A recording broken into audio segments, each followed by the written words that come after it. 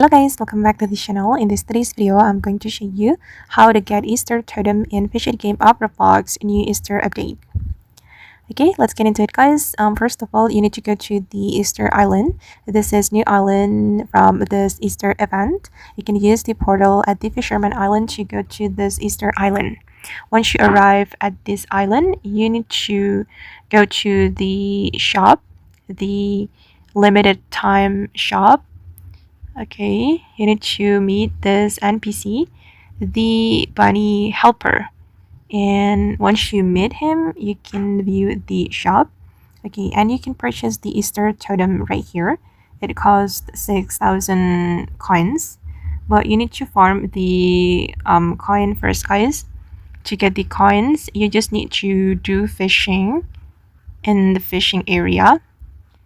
Okay, I'm going to cast my rod and activate my auto fishing. Okay, and you can get the Easter coins by fishing. Okay, I just got the Easter coins. Once you farm the Easter coins, guys, you can use the coins to buy something from the shop. Okay, and I'm going to go back to the shop.